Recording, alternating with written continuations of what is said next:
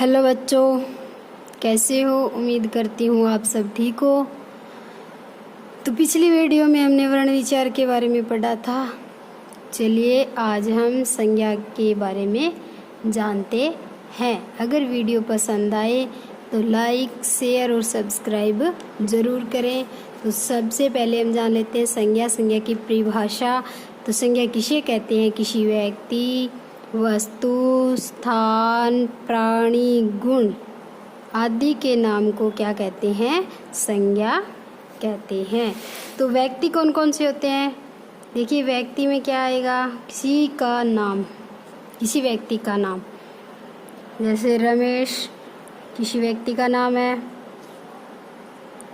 राधा किसी व्यक्ति का नाम। राजा, इसी प्रकार से अनेकों व्यक्तियों के नाम जो हैं वो किस में आएंगे? व्यक्ति में आएंगे। और अब देखिए वस्तु में क्या क्या आता है? मेज, किताब,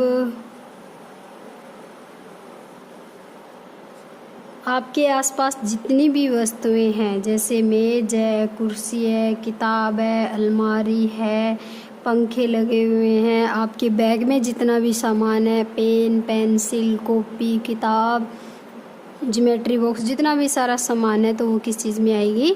वस्तु में आएगी। देखिए स्थान में क्या आएगा? स्थान कौन कौन से हो सकते हैं? जैसे आपका स्कूल है तो ये भी एक स्थान है। किसी गांव का नाम, वो भी स्थान है। दिल्ली एक स्थान है, जयपुर भी एक स्थान है। इसी प्रकार बहुत सारे स्थानों के नाम है, वो स्थानों में स्थान आएंगे। प्राणी में क्या क्या आएगा?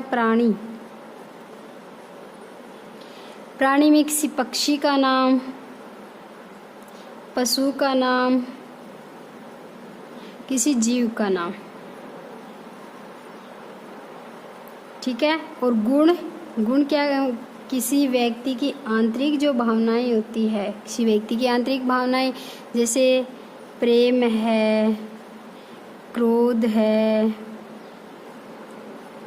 घृणा है, ये सब किस में आएंगे? गुण में आएंगे। इन सब के नाम को ही क्या कहा जाता है? संज्ञा कहा जाता है। इन सब के नाम को ही संज्ञा कहते हैं, ठीक है। अब देखिए सिर्फ इतने से टॉपिक में से किस प्रकार प्रश्न पूछे जाते हैं।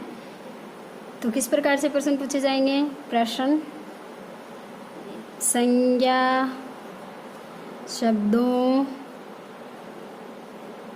को परिभाषित कीजिए, इस तरह के प्रश्न है वो कीजिए, पूछे जाते हैं। तो देखिए सबसे पहले हम 4-5 वाक्य लिख लेते हैं। राजा महल में रहते हैं। नंबर 2, हम ताजमहल देखने आए।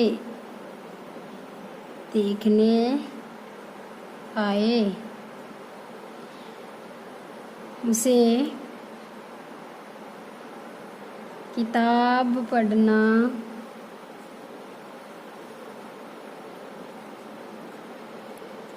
पसंद है। ये 4 वाक्य हमने लिखे हैं। तो 3 वाक्य हमने लिखे हैं, एक और लिख लेते हैं हमने। जंगल में एक शेर देखा।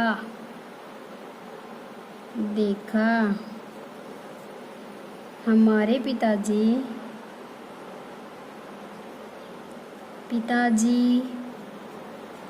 हमसे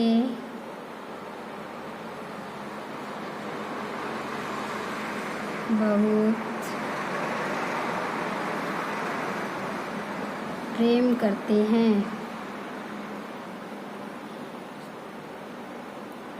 इस प्रकार वाक्य दिए होते हैं। इस वाक्यों में आपसे प्रश्न पूछा जाता है कि संज्ञा शब्दों को रेखांकित कीजिए या परिभाषित कीजिए। ठीक है, रेखांकित कीजिए, सॉरी परिभाषित नहीं आएगा, रेखांकित आएगा। रेखांकित कीजिए, रेखांकित कीजिए यानी जो जो संज्ञा शब्द है उस पर आपको अंडरलाइन करना है। तो इसमें राजा क्या है? राजा व्यक्तिवाचक संज्ञा व्यक्ति है। महल एक स्थान है। ताजमहल क्या है? ताजमहल भी एक स्थान है। किताब क्या है? किताब भी वस्तु है। जंगल एक स्थान है। पिताजी व्यक्ति है और प्रेम भाव है। तो ये इतने शब्द क्या है? इसमें संज्ञा शब्द है। शेर एक जीव है तो ये प्राणी में आएगा, ये भी संज्ञा शब्द है। तो इस प्रकार हमसे प्रश्न पूछा जाएगा संज्ञा शब्दों को रेखांकित कीजिए, तो हमें जो जो संज्ञा शब्द है उस पर हम अंडरलाइन कर देंगे। तो चलिए अब जान लेते हैं संज्ञा के भेद।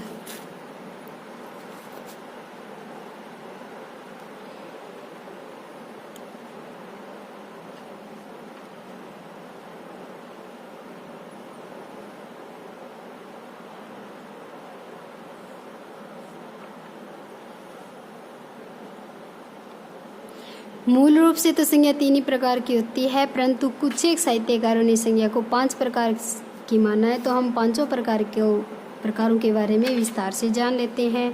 तो सबसे पहले हम किस संज्ञा? व्यक्तिवाचक संज्ञा, व्यक्तिवाचक संज्ञा। नंबर 2 जातिवाचक। 3 भाववाचक।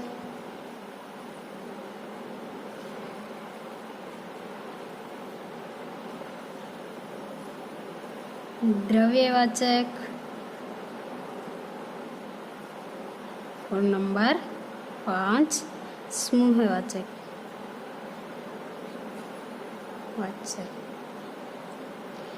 अब देखिए बच्चों, ये वाचक वाचक वाचक वाचक शब्द बार बार आ रहा है, तो क्या आप जानते हो वाचक शब्द का क्या अर्थ होता है? चलिए बताते हैं। वाचक का अर्थ होता है बोध करवाने वाला या बताने वाला। वाचक का अर्थ होता है बोध करवाने वाला या बताने वाला। कैसे? व्यक्तिवाचक जो व्यक्तियों के बारे में बताता है, जातिवाचक जो जाति के बारे में बताता है, भाववाचक जो भावनाओं के बारे में बताता है, जो द्रव्य वस्तुओं के बारे में बताता है वो द्रव्यवाचक, जो एक समूह के बारे में बताता है वो समूहवाचक। तो इसे ही क्या कहते हैं? हम वाचक कहते हैं। तो सबसे पहले हम जान लेते हैं व्यक्तिवाचक संज्ञा किसे कहते हैं।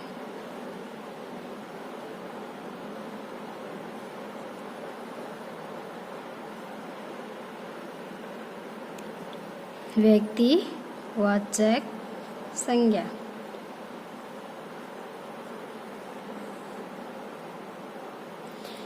जो संज्ञा शब्द किसी व्यक्ति विशेष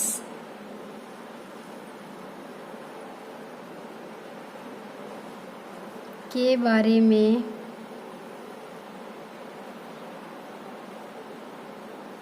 बताते हैं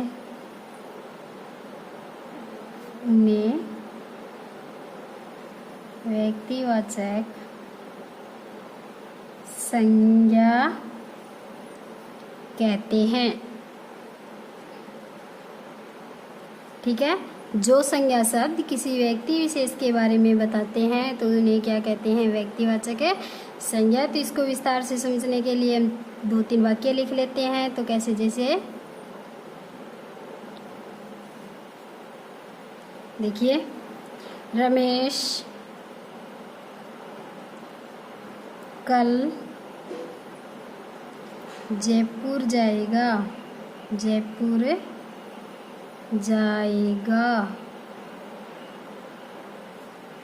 रमेश कल जयपुर जाएगा। श्री राम की जीवन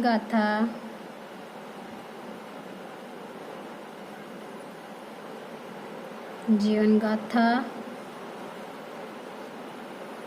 रामायण में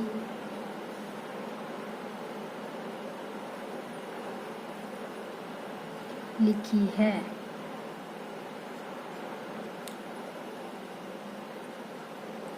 भारत के प्रधानमंत्री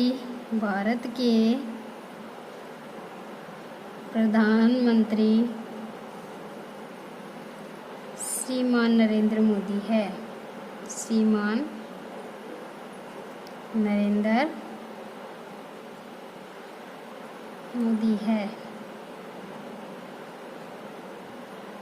देखिए हमने ये 3 वाक्य लिखे हैं,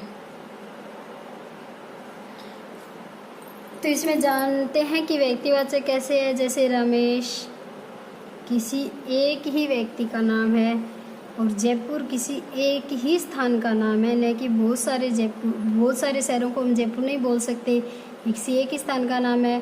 बहुत सारे बच्चों को हम रमेश नहीं बोल सकते, तो ये भी किसी एक ही बच्चे का नाम है। तो इसमें कौन सी संज्ञा होगी? व्यक्तिवाचक संज्ञा होगी।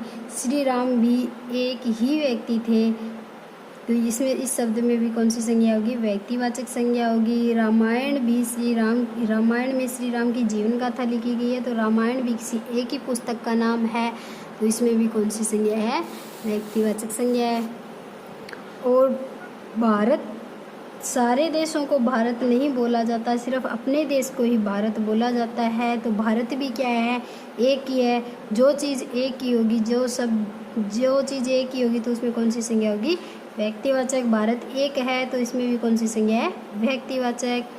प्रधानमंत्री शब्द है, इसको हम जातिवाचक कहेंगे, क्योंकि प्रधानमंत्री अपने देश का भी हो सकता है और अन्य देश का भी हो सकता है, परंतु श्रीमान नरेंद्र मोदी शब्द है, इसमें कौन सी संज्ञा होगी? व्यक्तिवाचक होगी, क्योंकि श्रीमान नरेंद्र मोदी अपने ही देश के प्रधानमंत्री है। आया समझ में? यानी जो चीज़ एक ही है या किसी का विशेष नाम है, तो उसे क्या कहेंगे? हम व्यक्तिवाचक संज्ञा कहेंगे। जो एक जाति का बोध नहीं करवाती, सिर्फ किसी एक ही व्यक्ति के बारे में चर्चा की जाती है, तो उसे क्या कहेंगे? व्यक्तिवाचक संज्ञा। चलिए अब हम पढ़ते हैं जातिवाचक संज्ञा। जाति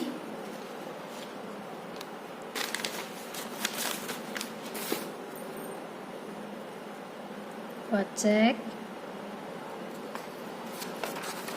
संज्ञा।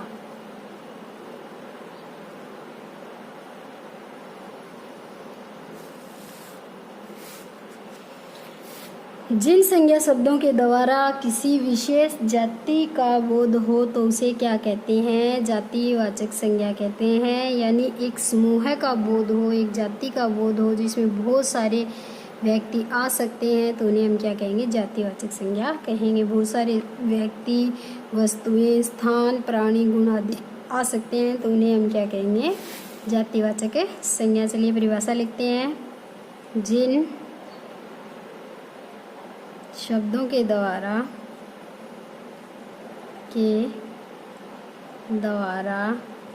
एक जाति विशेष का बोध हो, एक जाति विशेष का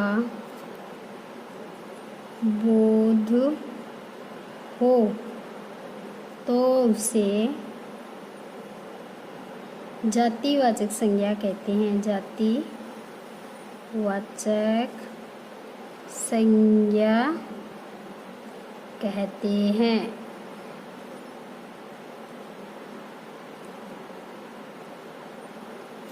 ठीक है, तो उसी तरह 2-3 वाक्य लिख लेते हैं।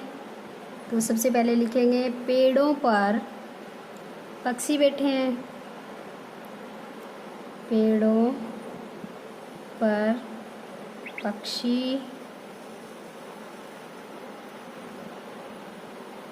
बैठे हैं।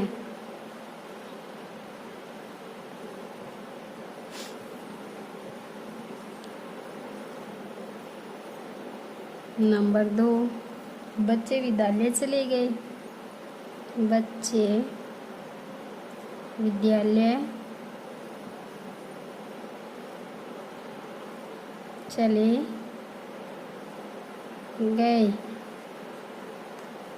नंबर 3, विद्यार्थी कल मेला देखने शहर जाएंगे। विद्यार्थी कल मेला देखने शहर जाए। विद्यार्थी कल मेला देखने शहर जाएंगे। तो देखिए इसमें पेड़ों, बहुत सारे पेड़ एक बहुत सारे पेड़ एक जाति का बोध करा रहा है।